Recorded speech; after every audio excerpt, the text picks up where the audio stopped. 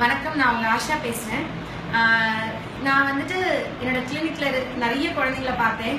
என்னோட psychology treatment படி நான் பார்த்த குழந்தைங்க எல்லாமே நான் எப்படி வளர்ந்தேனோ, என்னோட தாத்தா பாட்டி எனக்கு என்ன லைஃபோட மாரல் சொல்லி கொடுத்தாங்களோ அந்த மாதிரி இல்லாம குழந்தைங்கள் வந்துட்டு குழந்தைங்க எப்படி வளர்க்கணுன்ற விழிப்புணர்வு நிறைய அப்பா அம்மாக்கு இல்லை அப்படின்றது என்னோட ஒரு ஏக்கமா இருந்தது. அதோடைய வெளிப்பாடு தான் இந்த வீடியோ நான் ரெக்கார்ட் பண்றேன். இந்த வீடியோ நான் தமிழ்ல தான் பேசியிருக்கேன். ஏன்னா இந்த உலகத்துல இருக்கிற கடைக்கோடி தமிழன் வரைக்கும் இந்த வீடியோ போய் சேரணும். என் இனம், என் மக்கள், என்னுடைய அடுத்த தலைமுறைகள் ஏன் நாங்க வளர்ந்த மாதிரி அடுத்த இது வளரல, பேரண்ட்ஸ்க்கு தெரியல அப்படின்ற ஒரு இதுதான் நான் ரெஜிஸ்டர் பண்றேன். ஒரு குழந்தை பிறந்ததுல இருந்து 5 வயசுக்குள்ள பீரியட்ல என்ன நம்ம பண்ணணும், நம்ம குழந்தைக்கு எப்படி சொல்லித்தரணுன்ற ஒரு சின்ன ஒரு சைக்காலஜிக்கல் அப்ரோச் தான் இது. ஒரு குழந்தை பிறந்த உடனே அந்த குழந்தைய நம்ம கூப்பிட்டுக்கோ, நீ தவழ் 5 மாசம் ஆச்சு, இப்ப நீ எந்திரிக்கணும், நீ நடக்கணும் நம்ம சொல்லி தரது இல்லையா? இயற்கை தான் கடவுள். ஆனா அந்த குழந்தைக்கு நான் ஒரு சமீப காலமா நான் யார் வீட்டுக்கு போனாலும் 1 வயசுக்குள்ள ஒரு குழந்தைய பார்த்தா அந்த குழந்தைய பார்த்தோன்னே லைட் எங்க காமி அப்படின்னு அந்த குழந்தை லைட்டை காமிக்குது, சுவிட்ச் எங்க காமினோடனே சுவிட்சை காமிக்குது, ஃபேன் எங்க காமினோடனே ஃபேனை காமிக்குது. அந்த தாத்தா பாட்டி அம்மாக்கெல்லாம் சந்தோஷப்படுறாங்க. எனக்கு ரொம்ப கவலையா இருந்தது. முதல்ல ஒரு குழந்தைக்கு என்ன செய்யக்கூடாது, இயற்கை தான் கடவுள் இல்லையா? இயற்கையோட வளர குழந்தை தான் இது பண்ணும். இப்ப எல்லாம் நீங்க ஆச்சரியமா பாப்பீங்க, எல்லா வீட்லயும் தானே பண்றோம், இதுல என்ன தப்பு இருக்குன்னு. ஒரு குழந்தைக்கு நம்ம என்ன சொல்லி தரணும்னா, ஒரு ரூம்குள்ள நுழைஞ்ச உடனே இந்த ரூம் ரொம்ப இருட்டா இருக்கு, நம்ம லைட் போடுவோமா, அப்ப இந்த ரூமுக்கு வெளிச்சம் வரும் அப்படின்னு நம்ம சொல்லி நம்ம எப்படி ஒரு பேசிக்கிறோம், நம்ம எப்படி டிஸ்கஸ் பண்ணணுமோ அந்த மாதிரி நம்ம குழந்தையோட டிஸ்கஸ் பண்ணணும். அந்த மாதிரி சொல்லி நம்ம லைட் போடும்போது குழந்தை 4 விஷயத்த கத்துக்கும். முதல் விஷயம், இதுதான் இருட்டு, ஓகே நம்ம அப்ப லைட் போடலாம்னு சொல்றாங்களா, லைட்னா வெளிச்சம். அப்பதான் குழந்தைக்கு இருட்டுக்கும் வெளிச்சத்துக்குள்ள மாற்றம், இதுதான் இருட்டு இதுதான் வெளிச்சம் நம்ம குழந்தைக்கு போய் சொல்லிக் கொடுக்க முடியாது இல்லையா?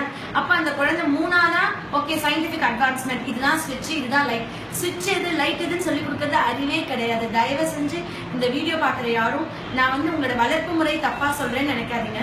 இதை நீங்க இந்த மாதிரி மாத்திக்கிட்டீங்கன்னா, ஏன்னா நம்மளோட கலாச்சாரம் என்ன, நம்மளோட வளர்ப்பு முறை என்ன, நம்மளோட தாத்தா பாட்டி எப்படி வளர்ந்தாங்க அது ரொம்ப ரொம்ப குறைஞ்சிட்டு வருது இல்லையா? காலையில தூங்கி எந்திரிச்ச உடனே டிவி முன்னாடி உட்கார குழந்தைங்க நான் நிறைய பாக்குறேன். தூங்கி எந்திரிச்சு 1 மணி நேரத்துக்கு டிவி, மொபைல் போன்ஸ், லேப்டாப் குழந்தைங்க பார்க்க கூடாது. பார்த்தா குழந்தைங்களோட பிரெயின் அவ்வளோ டேமேஜ் ஆகும். நான் ரொம்ப பெருமையா நிறைய பேரண்ட்ஸ் என் குழந்தை மொபைல் போன் கொடுத்தா உள்ள போய் வெளியே வந்துடும், பூந்து விளையாடிடும் அப்படின்னு 1 மணி நேரம் 2 மணி நேரம் மொபைல் போன் கொடுத்தது பெருமையான விஷயமா நினைக்கிறாங்க. திருக்குறள் படிச்சு, ஆத்திச்சூடி படிச்சு, விவேகானந்தரை பத்தி தெரிஞ்சுட்டு, அப்துல் கலாம் இருந்த இந்த மண்ணில் ஏன் ஒரே ஒரு அப்துல் கலாம், ஒரே ஒரு விவேகானந்தர், ஏன் எல்லா குழந்தைங்களும் விவேகானந்தரும் அப்துல் கலாமும் மாறல?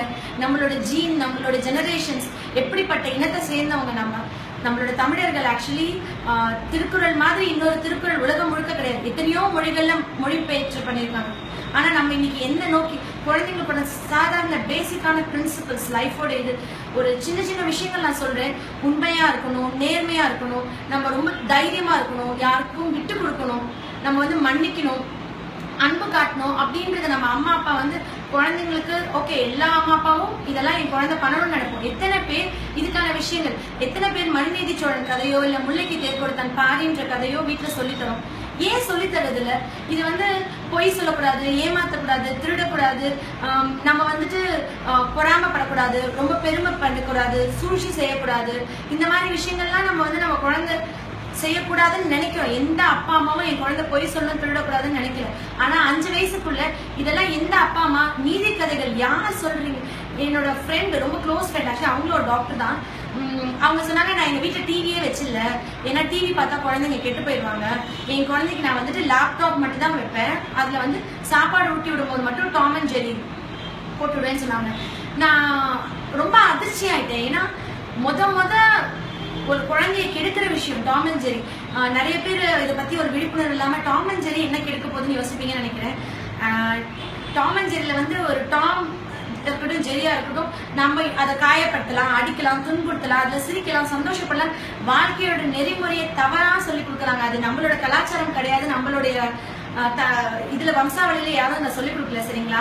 அது எதுவுமே இந்த ஃபாரின் பிராண்ட் ட்ரெண்ட்ஸ் மாதிரி இது கூட நம்மளுக்கு வேணாம். நம்ம ஏன் அந்த இதை ஃபாலோ பண்ணணும், நம்ம ஏன் அதை பின்பற்றணும்ன்றத முதல்ல நீங்க நினைங்க. ஏன்னா அதுல எதுலயுமே லைஃபோட மாரலே இல்லை.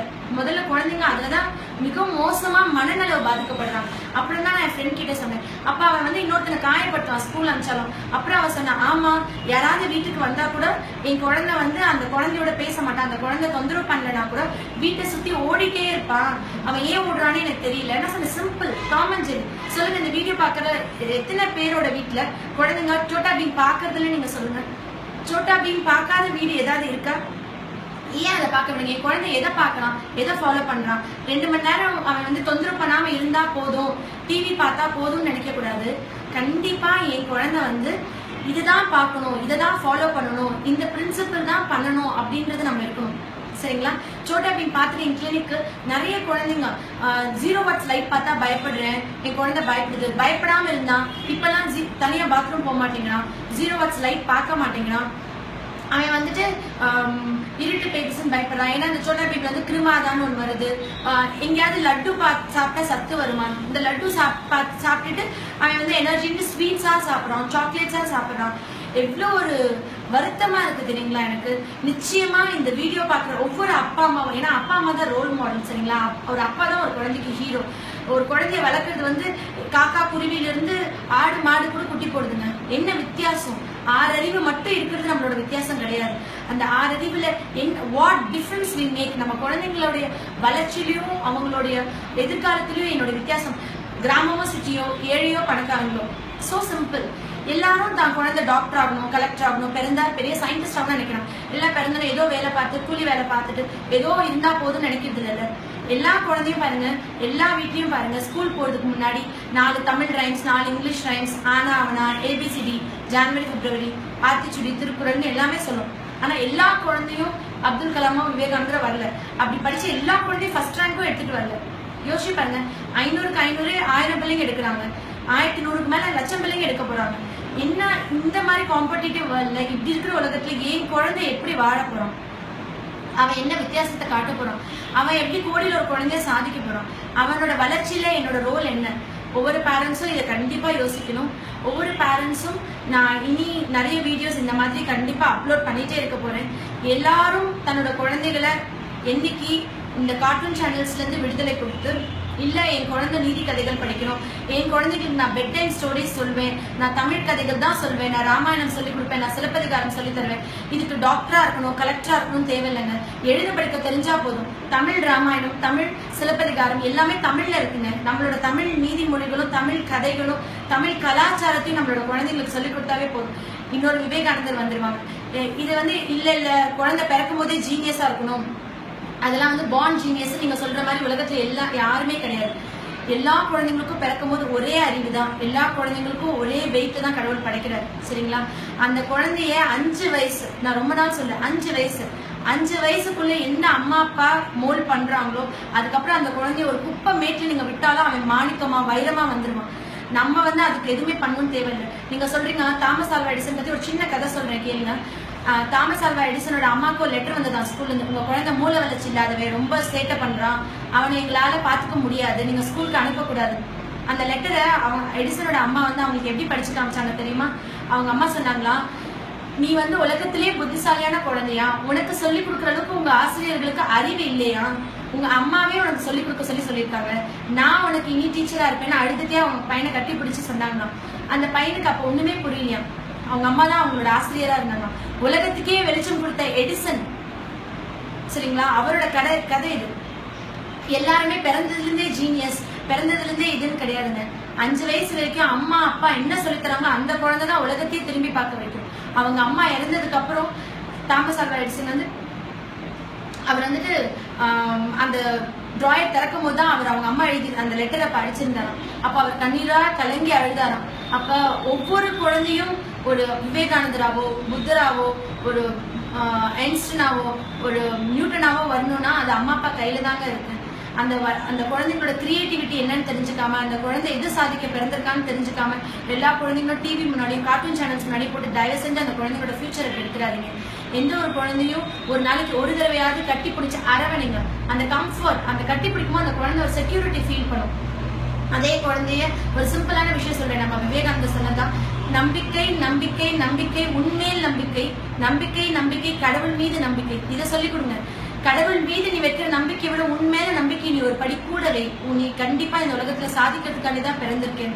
அந்த குழந்தை நிச்சயமா சாதிக்கும். அந்த குழந்தை சாதிக்கிறதுக்காண்டி பிறந்திருக்கிற குழந்தைன்றது முதல்ல அம்மா அப்பா உணரணும். குழந்தையோட அல்டிமேட் எய்ம் என்ன தெரியுங்களா? அப்பா அம்மா சந்தோஷப்படுத்துறது தான். குழந்தையோட அல்டிமேட் போதை என்ன தெரியுமா? கைத்தட்டல். கைத்தட்டலுக்கு மயங்காத குழந்தை இந்த உலகத்திலே இல்லை. உங்க குழந்தை பண்ற சின்ன சின்ன விஷயத்தையும் பாராட்டுங்க, கைத்தட்டுங்க, என்கரேஜ் பண்ணுங்க. எல்லாரோட குழந்தைகளுக்கும் நடக்கிற அம்மா அப்பா செய்யற தவறுனால நடக்கிற பிரச்சனைகளுக்கு எந்த டாக்டராலும் எந்த மருந்தாலும் எந்த மருத்துவராலையும் குணப்படுத்த முடியாதுங்க. கண்டிப்பா சொல்லிக் கொடுங்க. அந்த குழந்தைக்கு சின்ன சின்ன விஷயங்கள், இயற்கை உபாதைகளை அடக்கக்கூடாது. நீ யூரினையும் மோஷனையும் அடக்கக்கூடாது. 5 வயசுக்குள்ள உனக்கு யூரின் வருதா, ஸ்கூல்ல சொல்லு, நீ யூரின் போ. அப்படி அடக்கி போற குழந்தைகள் மனசோர்வு, ரொம்ப ரொம்ப இன்ஃபீரியாரிட்டி காம்ப்ளெக்ஸ், பயம், டிப்ரெஷன், ஸ்ட்ரெஸ், இது 5 வயசுக்குள்ள ஆளாயிருவாங்க. நீ பயப்படக்கூடாது. அப்படி நீ அடக்குனா உனக்கு ஸ்டோன் வரும்னு சொல்லித்தாங்க. சின்ன சின்ன விஷயமும் உங்க குழந்தைங்களுக்கு நீங்க டிஸ்கஸ் பண்ணுங்க. நீங்க குழந்தையோட மனசு விட்டு பேசுங்க. ஒரு நாளைக்கு 2 மணி நேரம், அட்லீஸ்ட் 24 மணி நேரத்துல உங்க குழந்தையோட நீங்க செலவிடுங்க. நன்றி.